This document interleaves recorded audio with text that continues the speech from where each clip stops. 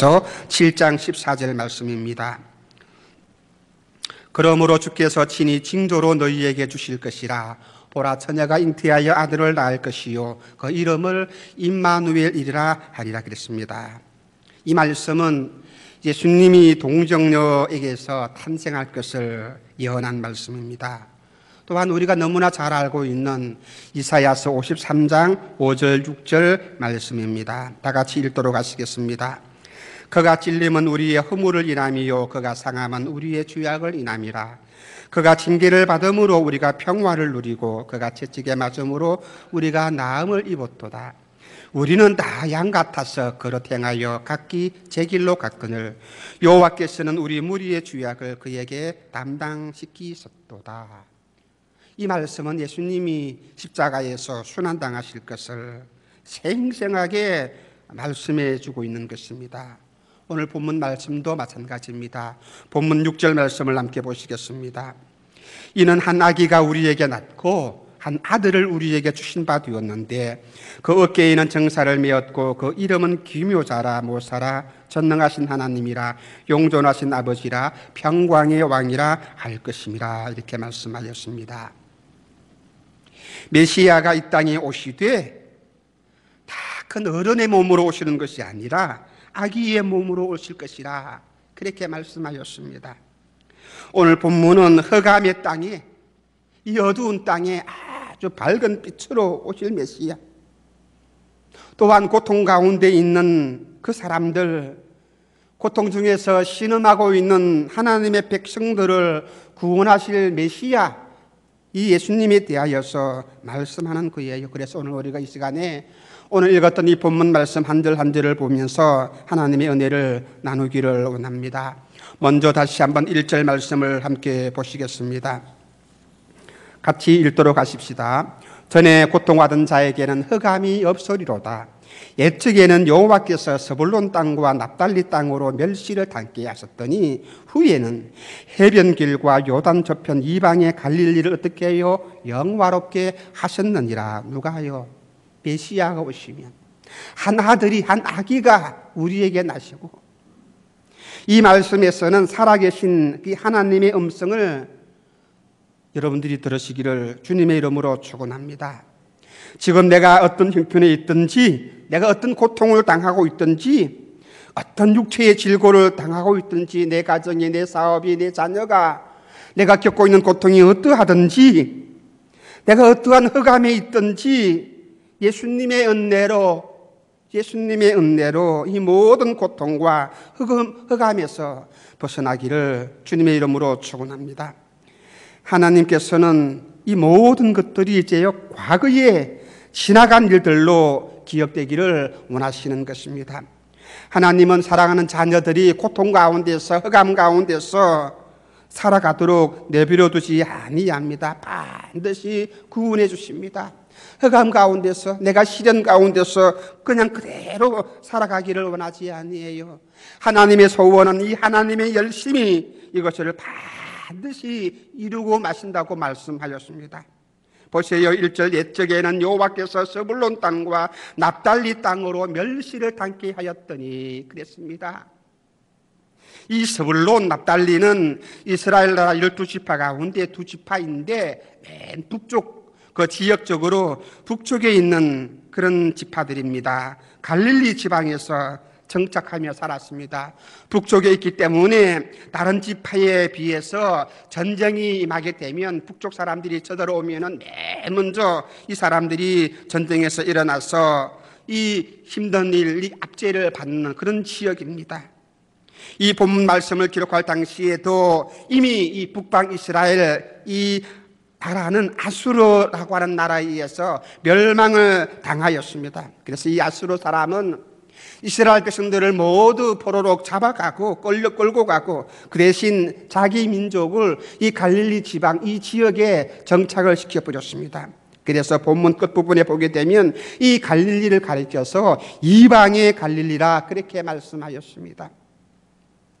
갈릴리 지방은 지금까지 이방인에 의해서 짓밟혀 왔습니다. 멸시를 당하였습니다. 고통을 당하였습니다.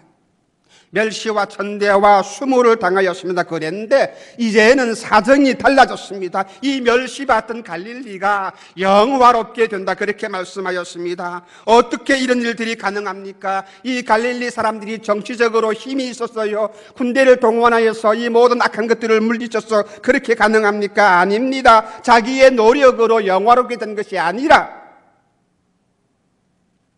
하나님께서 이방의 갈릴리를 영화롭게 하셨다, 그렇게 말씀하였습니다. 무슨 말씀이에요? 전적으로 하나님의 은혜라는 것입니다. 나의 낮은 것은 하나님의 은혜라는 것입니다.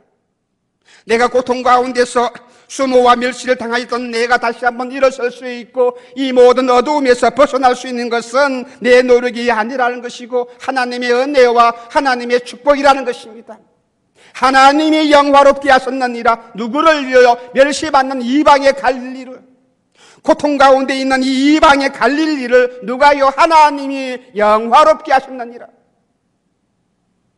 이 하나님의 은혜가 여러분들에게 풍성히 마시기를 주님의 이름으로 축원합니다. 여러분 가운데 모든 고통이 사라지기를 바랍니다. 여러분에게 있는 이 모든 흑암들이 사라지기를 바랍니다. 멸시당하십니까? 소모를 당하십니까? 질병의 고통 가운데 있습니까? 하나님이 영원롭게 하실 것입니다. 본문 2절과 3절 말씀입니다. 흑암에 가던 백성이 큰 빛을 보고 사망의 그늘진 땅에 거하던 자에게 무엇이 빛이 비치도다. 주께서 이 나라를 어떻게 해요? 창성케 하시며 그 즐거움을 어떻게 해요? 더하게 하셨으므로 추수하는 즐거움과 탈취물을 나누는 때의 즐거움 같이 그들이 주님 앞에서 어떻게 해요? 즐거워하노니.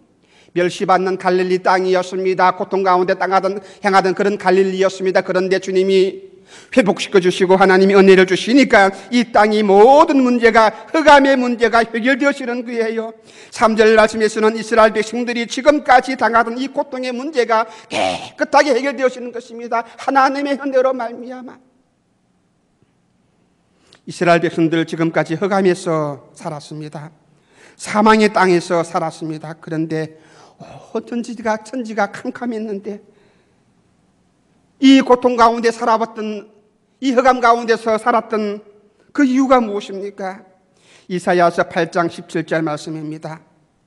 이제 야곱의 집에 대하여 낯을 가리우시는 여호와를 나는 기다리며 그를 바라보시며. 하나님이 낯을 가리우십니다. 하나님이 낯을 가리우시면, 하나님이 나를 돌아보지 아니하시면, 내가 하나님을 바라볼 수가 없으면 우리는 흑암 중에서 고통 가운데서 살아갈 수밖에 없다는 사실입니다. 왜 하나님이 이스라엘 백성들에게 낯을 가리우십니까? 이 백성들이 하나님께 범죄하고 하나님의 뜻을 어겨버리고 하나님 대신 우상을 섬기고 자기 고집대로 자기 마음대로 살아갔기 때문입니다. 그래서 하나님이 낯을 가리웁니다. 하나님이 빛이신데 빛이신 하나님이 낯을 가리우니까 빛이 비춰주지 아니하고 어두움이, 흑암이 몰려올 수밖에 없는 거예요. 이스라엘 백성들이 흑암 가운데서 살아갈 수밖에 없다는 사실입니다. 우리가 고통 가운데서, 어두움 가운데서 살아가는 원인이 무엇입니까? 돌이켜보게 되면 내가 하나님을 떠납니다. 내가 하나님의 은혜의 그 손 안에 들어가지 못했기 때문입니다. 내가 하나님이 비춰주시는 그 빛을 받지 못했기 때문입니다. 사망의 그늘진 땅에 살아갈 수밖에 없어요. 하나님이 나에게 빛을 비춰주지 아니하심, 하나님의 은혜가 나에게 임하지 아니하시면, 하나님의 그 영광스러운 빛이 나에게 비춰주지 아니하시면 나는 흑암 가운데 살아갑니다. 그런데 보세요, 이제는 달라졌습니다. 하나님께서 자기 백성들을 불쌍히 여기시고 은혜를 베풀어 주시고 긍휼을 베풀어 주었습니다. 이 백성들에게, 자기 백성들에게 빛을 비추어 주었습니다. 의의 태양이신 예수님을, 메시아를 보내주신 거예요. 하나님의 독생자 되시는 예수님께서 세상의 빛으로 무슨 말씀인지 아시겠습니까? 어두운 가운데 있는 모든 사람들에게 환한 길을 비춰주기 위해서 세상의 빛으로 이 땅에 오시었습니다. 그래서 이 빛이 비춰주게 될 때에 모든 흑암이 물러가게 되고 이스라엘 백성들을 괴롭히던 그 모든 흑암의 권세가 순식간에 사라집니다. 깜깜한 방 안에 미세한 촛불 하나만 비춰줘도 이 방 안이 환하게 비춰집니다. 어두운 방 안에서는 우리가 아무것도 볼 수 없고 아무것도 찾을 수가 없습니다. 어디로 걸어가야 할지 모르는 거예요. 그런데 빛 하나만 들어오게 되면 모든 어둠이 물러가게 되고, 내가 무엇을 잡아야 하고 내가 무엇을 해야 되고 내가 어디로 가야 할지를 분명히 알 수가 있는 것입니다. 무엇 때문에 빛이 들어오게 되면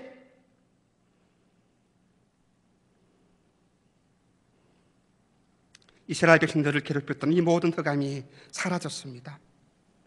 여러분에게 또 이 빛이, 이 구원의 빛이, 이 생명의 빛이 강하게 찬란하게 비춰주기를 주님의 이름으로 부탁을 드리겠습니다. 그래서 여러분들의 모든 삶을 어둡게 만드는 이 흑암의 세력이 이 빛에 의해서, 하나님이 주시는 이 생명의 빛에 의해서 물러가고 소멸되는 그런 역사가 있기를 바랍니다. 하나님께서는 고통당하던 자기 백성을 어떻게 영화롭게 하였습니까? 지금까지 이스라엘 백성들이 당하던 이 모든 고통의 문제가 해결되었습니다.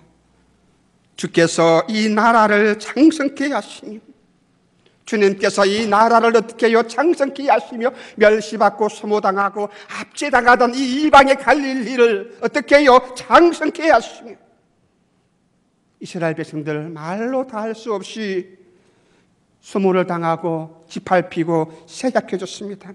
이방인들에 의해서 무참하게 짓밟혔습니다. 멸시를 당하였습니다. 그런데 이제는 달라졌습니다. 하나님께서 이 백성들을 긍휼히 여기시고 불쌍히 여기시고 주께서 이 나라를 창성케 하였습니다. 누가 나라를 창성케 합니까? 누가 내 가정을 다시 한번 일으켜 세웁니까? 누가 내 인생을 영원하게 만드시는 그분이 누구입니까? 하나님 아버지를. 하나님께서는 자기 백성을, 자기 아들의 백성을 강대하게 하시는 것입니다. 이 백성의 수요를 많게 하시는 것입니다. 이 놀라우신 하나님의 은혜가 이 연말을 통해서 성탄절을 준비하면서 여러분의 가정과 심령에 임하시기를 주님의 이름으로 축원합니다. 주께서 나를 창대케 하시고, 주님께서 내 가정을 창대케 하시고, 주님께서 내 가정과 내 사업과 내가 하는 모든 일들을 창대케 하시고, 주님이 하셔야 하는 것입니다. 주님이 하셔야 하는 것입니다. 내 노력으로, 내 지식으로, 내 권력으로 하는 것이 아니에요. 3절 말씀을 보세요. 주께서 그 즐거움을 더하게 하셨으므로 그렇습니다. 주님이 즐거움을 주셔야 하는 것입니다. 지금까지 이스라엘 백성들은 고통 가운데서 살아왔습니다. 눈만 뜨면 이방의 모든 그런 권력들이 우리에게 쳐들어와서 우리를 억누르고 압제하고 소모를 당했는데, 고통 가운데 살았었는데, 이제는 이 고통이 다 사라집니다. 하나님의 빛이, 메시아가 우리 가운데 들어오니까 우리를 영화롭게 하고 나를 창대케 하고 내게 어떤 즐거움을 주는 것입니다. 이제는 슬픔이 아니라, 고난이 아니라, 멸시가 아니라 즐거움을 주신다 말합니다. 즐거움을 주신다고요. 어떤 즐거움이에요? 어떤 즐거움입니까? 추수하는 즐거움입니다. 추수하는 즐거움입니다. 농사 짓는 농부에게 있어서 가장 즐거운 때는 많은 수확을 거둘 때에, 추수할 때일 것입니다. 농사가 잘 되고 창고에 곡식들이 가득가득 쌓일 때에, 그때가 가장 기쁘고 즐거울 거예요. 포도즙 그 틀에 포도주가 넘쳐날 때에 가장 즐거운 것입니다. 그때가, 이 즐거움이 얼마나 큰 즐거움이고 기쁨이겠습니까? 그 즐거움을, 수확의 즐거움을, 내가 농사하고 내가 모든 노동을 다 했는데 거기에 따라서 풍성한 수확을 거둘 수 있도록 주님이 말씀하신 그 약속의 말씀처럼 30배, 60배, 100배의 그 수확의 열매를 거두는 그 즐거움을, 탈취물을 나누는 때의 즐거움같이 그랬습니다.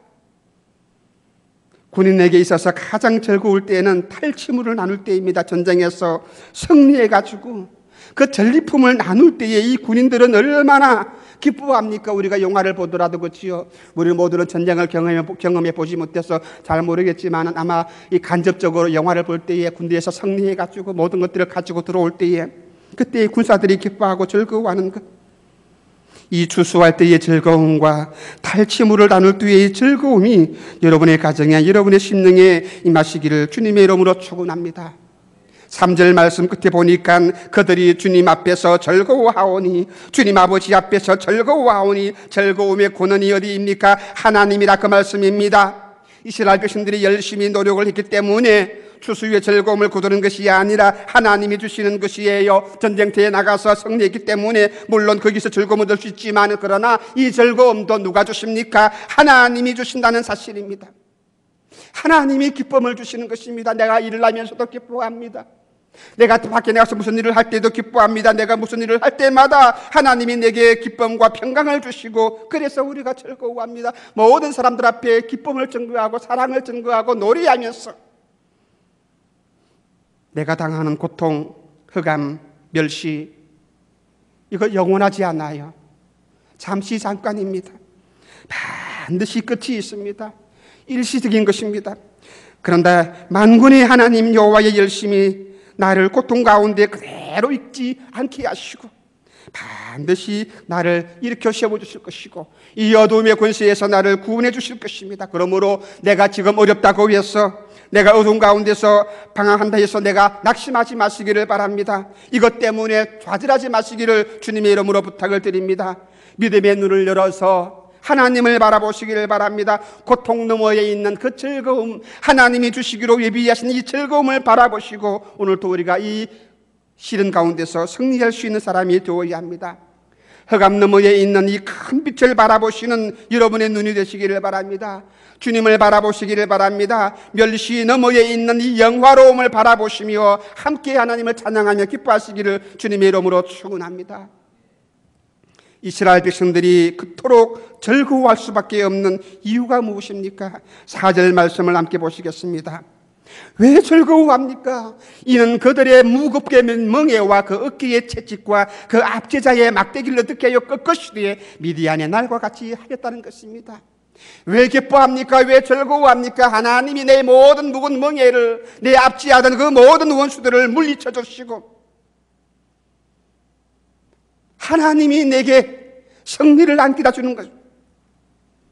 이스라엘 백성들을 보세요. 이 압제자의 손에 의해서 종처럼 살았습니다. 짐승처럼 살았습니다. 심한 박대를 받아서 살았습니다.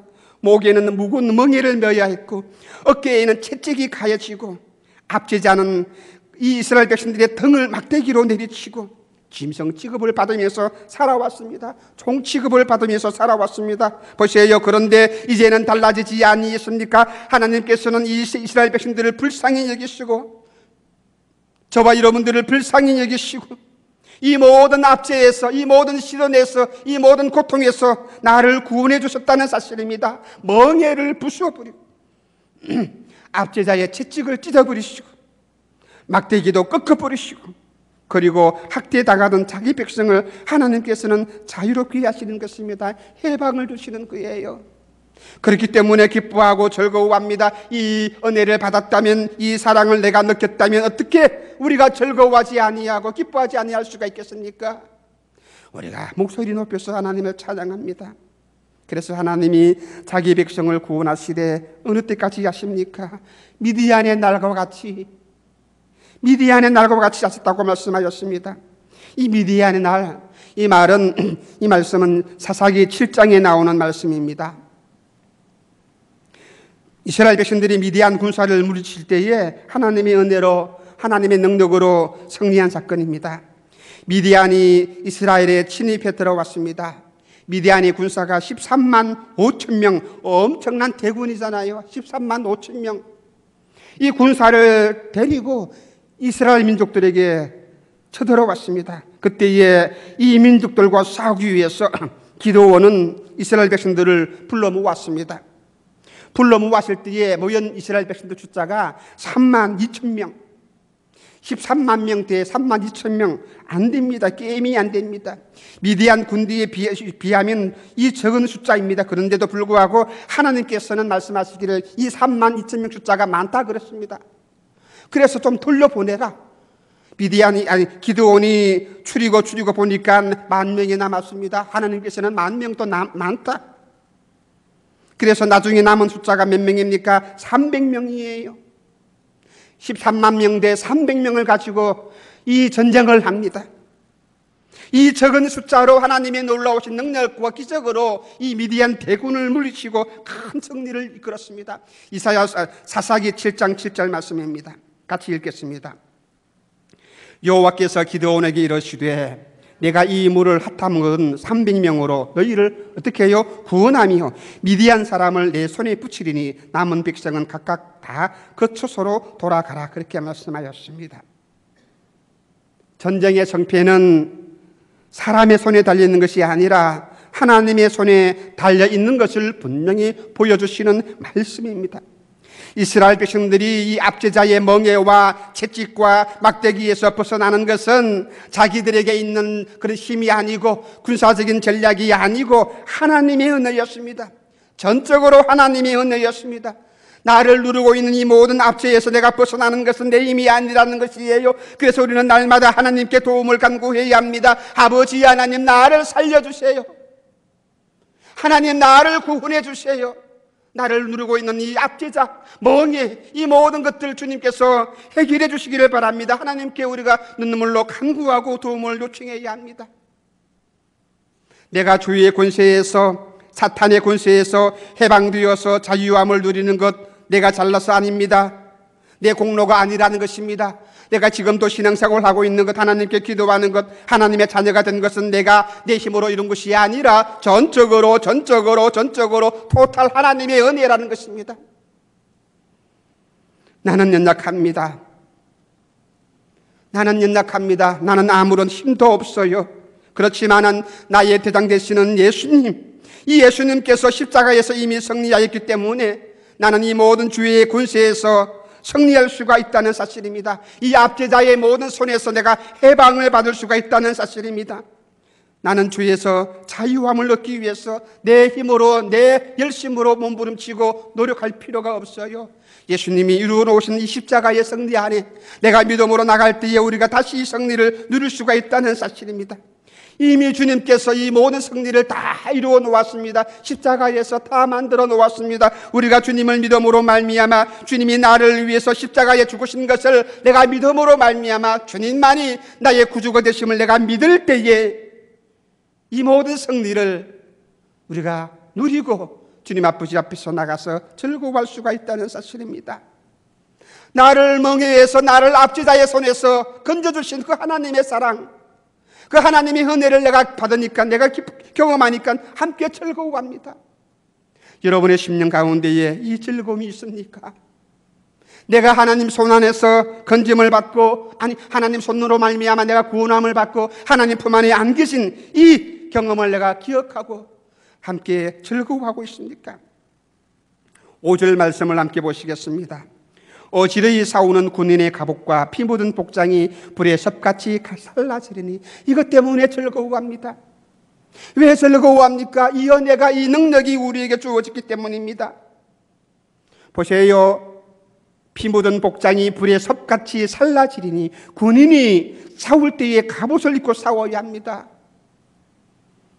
싸우다 보니까, 정신없이 싸우다 보니까 서로서로 피를 튀기면서 싸우는데, 이 피가 내 옷, 내가 흘린 피도 있고 상대방이 흘린 피도 있을 것입니다. 참으로 비참한 모습이 아니겠습니까? 그런데 보세요, 이제는 이 모든 갑옷도 다 필요 없는 것입니다. 이제는 오히려 이 갑옷들이 다 불에 타서 사라지는 거예요. 왜요? 전쟁이 필요 없다는 것입니다.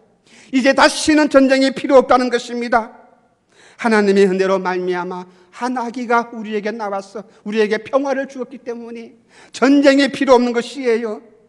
주님께서 이 땅에 오신 것이 무엇입니까? 우리에게 살롬을 주시기 위해서, 하늘의 평화를 주시기 위해서 이 땅에 오신 것입니다.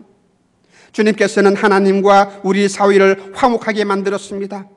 너와 나 사이에 막힌 담도 허물어 들으시는 분이 주님이시라는 사실입니다. 그러므로 여러분의 마음속에 예수님이 주시는 평화가 충만하게 임하시기를 주님의 이름으로 부탁을 드리겠습니다.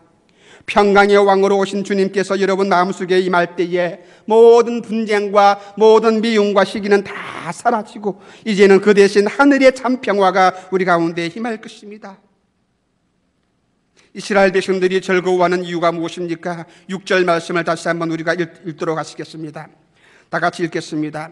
이는 한 아기가 우리에게서 낳고 한 아들을 우리에게 주신 바 되었는데 그 어깨에 있는 정사를 메었고 그 이름은 기모자라, 모사라, 전능하신 하나님이라, 용존하시는 아버지라, 평강의 왕이라 할 것입니다. 그렇게 말씀하셨습니다.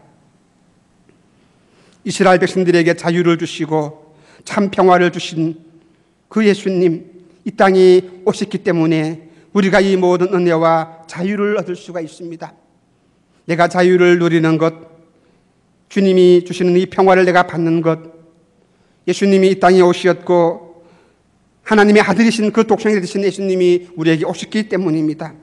이 예수님, 이 아기 예수님, 이 메시아가 어떤 분이십니까? 한 아기가 우리에게 낳고 메시아의 모습을 잘 말씀해 주고 있는 것입니다. 어른의 모습으로 오시지 아니하고 아기의 모습으로 오셨다고 말씀하였습니다. 이 말씀은 예수님의 인생에 대하여서 우리에게 자세히 말씀해 주시는 것입니다. 예수님은 사람이시에요. 예수님은 사람이신데 어떤 사람이십니까? 참 사람입니다. 참 사람이라는 것은 죄가 없는 사람이라는 것입니다. 동정녀 탄생으로 오셨기 때문에 우리처럼 죄 있는 사람이 아니라 사람은 사람이지만 죄 없는 사람, 참 사람입니다. 사람이라야 죽지 하나님은 죽을 수가 없는 거예요. 사람이기 때문에 죽는 것입니다. 우리를 대신해서 죽을 수가 있는 것입니다. 그래서 예수님은 우리를 대신하여서 십자가에 죽으시고 또한 우리를 위해서 이 땅에 오신 것입니다. 예수님의 인생을 말씀해 주시는 것이 한 아기가 우리에게서 낳고라는 말씀이에요. 또한 한 아들을 우리에게 주신 바 되었다고 말씀하였습니다. 하나님께서는 독생자를 우리에게 주신 것입니다. 이 아기는 하나님의 편에서 보게 되면 하나님의 아들이시지만은 그러나 우리 편에서 보게 될 때 무엇입니까? 예수님의 신성을 우리에게 보여주는 말씀이에요. 예수님의 신성과 인성을 잘 말씀해 주시는 것입니다. 또한 그 어깨에는 정사를 메었고 예수님이 어떤 모습입니까? 정사를 그 어깨에 메었다 말씀하였습니다. 정사라는 말은 요즘 말로 한다면 정부라는 그런 말 뜻입니다. 예수님의 어깨에 정부를 담당하시는 그 사명이 있는 것입니다. 다시 말한다면 예수님은 이 땅의 모든 통치자요 만왕의 왕으로서 모든 권세를 가지신 분이라는 그런 의미입니다. 온 우주 만물을 다스리시는 만왕의 왕이십니다. 이 세 가지가 이 땅에 오신 메시아의 모습입니다. 참 사람이시며 참 하나님이시고 만왕의 왕이시라는 거예요. 그런데 이 메시아의 이름이 무엇입니까? 기묘자라고 말씀하였습니다. 기묘자, 이 말은 기이하고 또한 묘하신 분이라는 말씀입니다.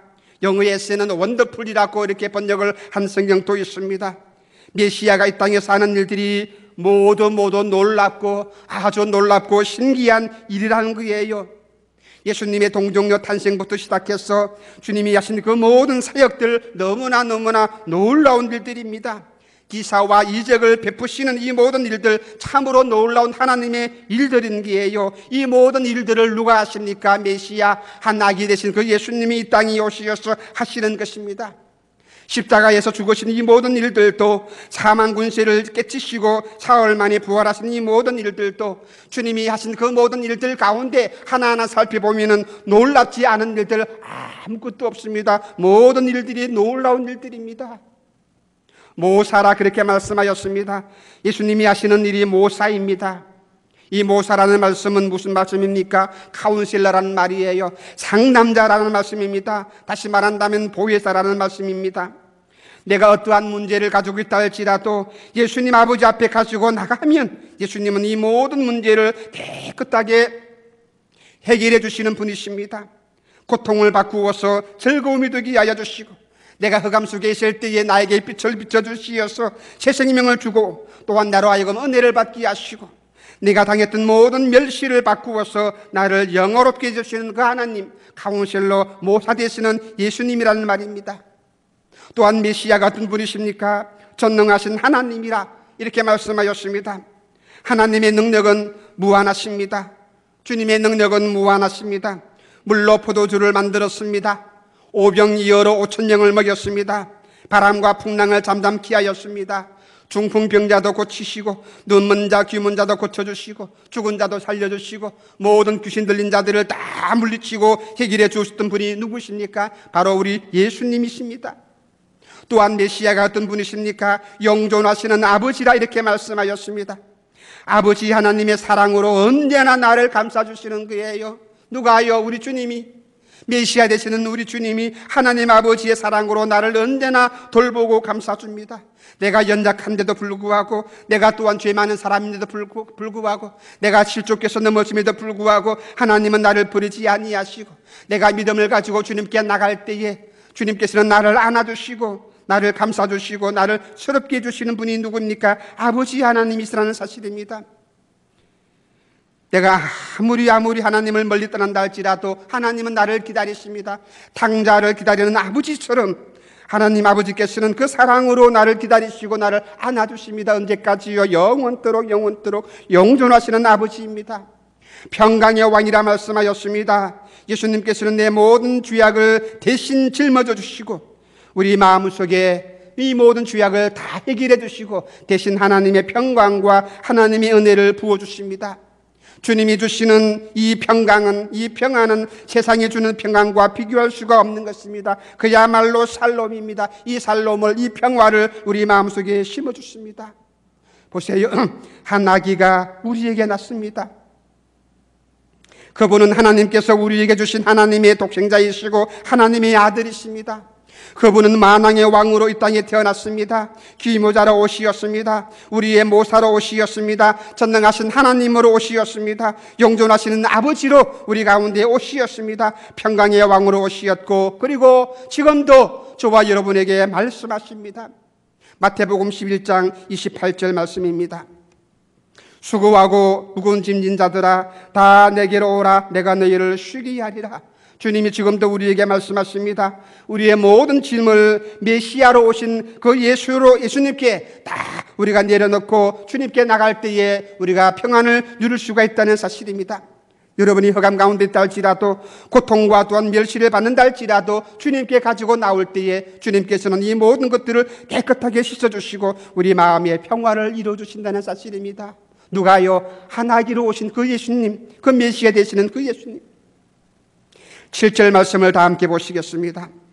7절 말씀을 보게 되면 그 장사와 평강의 더함이 무궁하며 또 다윗의 위에 앉아서 그 나라를 굳게 세우고 자금 이후 영원토록 공평과 정의로 이것을 보존하실 것이라 그렇게 말씀하였습니다.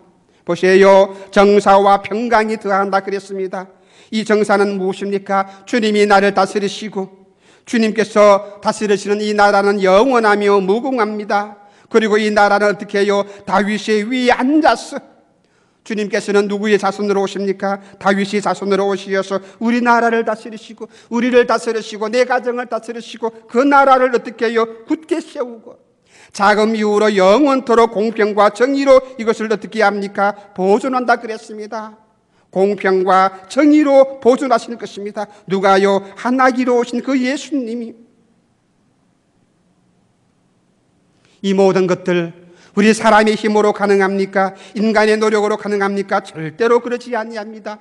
7절 마지막 절에 보게 되면은 만군의 여호와의 열심히 이를 어떻게 해요? 이루신다 그랬습니다. 사람이 이 나라를 만들 수가 없어요. 사람이 하나님의 왕국을 만들 수가 없다는 사실입니다. 방금 이 메시아의 모든 왕국은 누가 이루십니까? 하나님의 열심, 하나님의 열심이 이를 이루신다고 분명히 말씀하였습니다. 나를 향하신 그 하나님의 그 열심, 나를 향하신 이 하나님의 그 거룩하신 그 집념이 이 모든 일들을 이루신다 말씀하였습니다. 그러므로 오늘 우리가 주님께 기도하십시다. 만군의 여호와의 열심이 나를 통하여서 이것을 이루시고 하나님의 크신 뜻을 이룰 수 있도록 하나님 나를 인도하시고 나를 사용하시고 나를 축복해 주시옵소서. 이사야 선지자가 이 말씀을 기록한 지 700년 이후에 이 한 아기 예수 그리스도가 이 땅에 탄생하였습니다. 유대 땅 베들레헴 말구류에 아기의 몸으로 탄생하였습니다. 예수님은 이 땅에 오시어서 십자가의 능력으로 사탄의 왕국을 무너뜨리시고 주의 모든 권세에 얽매여서 고통당하던 우리 모든 사람들에게 구원의 기쁨과 즐거움을 그대로 주었습니다. 본문에서 예언했던 이 모든 그런 내용들이 이 예수님으로 말미암아 우리 모두에게 다 임하여졌고 우리가 자유를 누릴 수 있게 되었다는 사실입니다. 영원롭게 하였느니라. 누가요? 하나님의 열심히. 이 나라에서 살아가는 우리 모든 성도들이 오늘 또 이 마음가짐으로 하나님 아버지 앞에서 살아가야 합니다. 다시 말한다면 주님이 만들어 놓으신 이 하늘나라 다윗의 왕국 하나님 나라의 시민답게 공평과 정의를 이루면서 우리가 살아가야 합니다. 거룩한 일을 이루기 위해서 우리가 기도하며 힘쓰고 애쓰며 살아가야 합니다. 믿음의 삶을 살아가야 합니다. 정직한 삶을 살아가야 합니다. 우리 힘으로 부족하지만은 그러나 하나님이 나를 이끄시고 하나님의 열심히 나를 도우실 때에, 하나님의 능력이 나와 함께할 때에 우리는 이 모든 일들을 이룰 수가 있다는 사실입니다. 나는 연약합니다. 그러나 나는 연약합니다. 그렇지만은 하나님의 열심히 이것을 이룬다고 말씀하셨습니다. 오늘도 우리가 이 소망을 가지고 하나님 나에게 이런 믿음의 축복을 주시고 이 열심을 내게 허락해 주시고 이로 인해서 오늘도 우리의 모든 삶에서 내가 믿음으로 승리할 수 있는 귀한 삶이 되게 하여 주시옵소서. 이렇게 기도함으로 승리하시기를 주님의 이름으로 부탁을 드리겠습니다.